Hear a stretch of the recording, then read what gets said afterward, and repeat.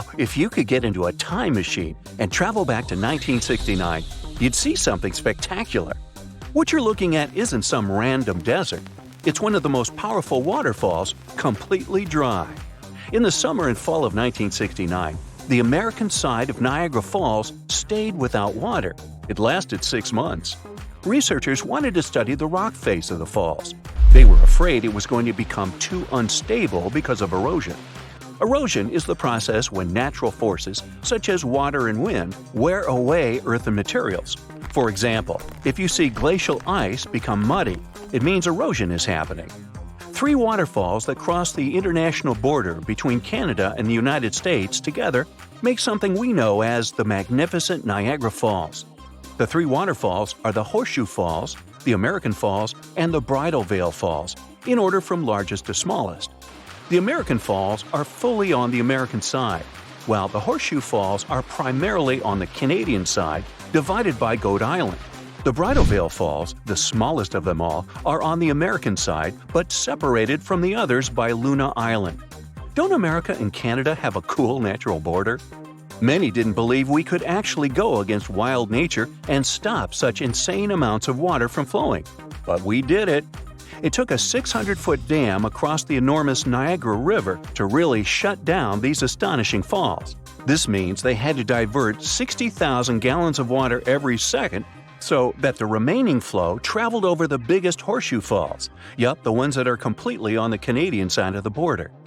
Over 27,000 tons of rock were used to construct that dam, and more than 1,000 trucks carried that rock back in the hot summer of '69. On June 12th, the American Falls stopped after their continuous flow for more than 12,000 years. So the Horseshoe Falls then took the extra flow and absorbed it so that research could be done.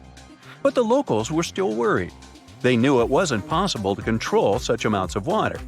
They were afraid the water might take a different route and cause a catastrophic flood. They were worried that tourists wouldn't come anymore if teams didn't manage to make the waterfall flow again the way it used to. But tourists kept coming even that summer, and they got a unique chance to see something no one had ever seen before or after. During that period, there was even a temporary walkway built only 20 feet away from the edge of the now dry falls.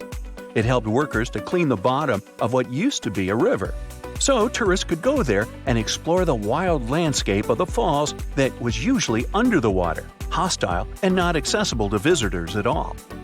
As they were exploring the dried bottom of the falls, researchers stumbled upon millions of different coins people had thrown in the water over decades, maybe to make a wish or for some other purpose. Wow, a Niagara Falls piggy bank! Well, they removed most of those coins. I wonder who got them. But in the past couple of decades, more and more tourists have been coming here. Imagine all the things they could find now. More coins, of course, but also lost cameras, errant drones, cell phones, and other things careless visitors could accidentally drop in the waterfalls. The idea of removing all the water and turning Niagara Falls into a desert proved to be possible, but it may need to be done again. In 2020, the media reported that 2 pedestrian bridges in Niagara Falls needed to be either replaced or repaired. No wonder, since they're almost 120 years old. These bridges are located above the rapids. Experts discuss whether they should divert the water once again or not. People talk about Niagara Falls a lot, and some believe they're among the tallest waterfalls in the world. But the truth is, they're not. They're famous, precious, and breathtaking. But when it comes to height, there are nearly 500 other waterfalls across the globe that are taller than Niagara. Let's take Angel Falls in Venezuela, for example. They're more than 3,000 feet tall. But what makes Niagara Falls so special, among other waterfalls, is the amount of water that flows over them. Very high waterfalls don't usually have great amounts of water. The combination of all those huge amounts of water and the height is what makes Niagara Falls so breathtaking. Also, they might be some of the fastest moving waterfalls on our planet. The Niagara River appeared after the last ice age, together with the whole Great Lakes basin. The Niagara River is part of it. 18,000 years ago, I wasn't around then, this awesome waterfall didn't exist. Ice sheets covered the area of southern Ontario. They were 1 to 2 miles thick. As the ice sheets were moving southward, they created the basin of the Great Lakes. Then they melted, releasing enormous amounts of water into the basins. Generally, the water we drink is fossil water. Only 1% of it renews through the year, with the remaining 99% coming from ice sheets. The Niagara Peninsula hasn't been beneath the ice for nearly 12,500 years. As the ice melted, the resulting water started to flow down through what later turned into Niagara River, Lake Erie, and Lake Ontario.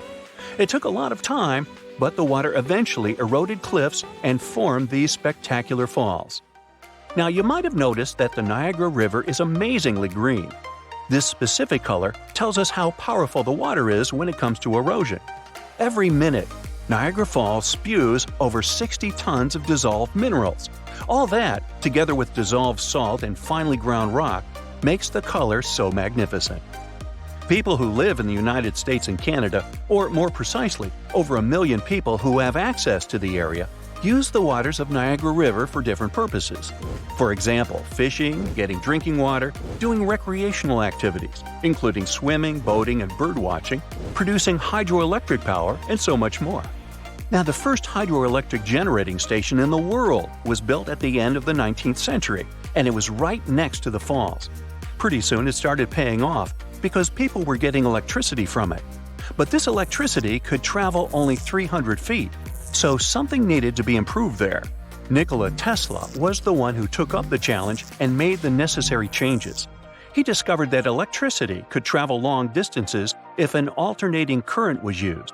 Today, several Niagara Falls power plants provide over 2 million kilowatts of power.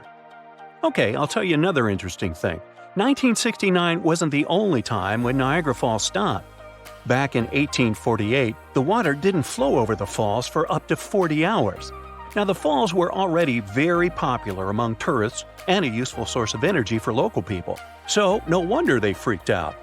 Nature was to blame this time. Ice blocked the source of the Niagara River. An American farmer was the first one to notice it. It was March 29th, and he went for a walk right before midnight. Soon, he realized he couldn't hear the powerful roar of the falls. He quickly went to the edge of the river and stood there in shock. There was hardly any water. Factories and mills had to shut down because they depended on that water. Turtles were just wandering around. Fish didn't survive. Some people took a walk on the river bottom, taking little things they could find there as souvenirs. But 2 days later, on March 31st, people heard a distant rumbling coming from upriver. It was getting nearer and louder until a wall of water appeared in front of their eyes. And one of the world's greatest attractions that millions of tourists visit every year was back in business again.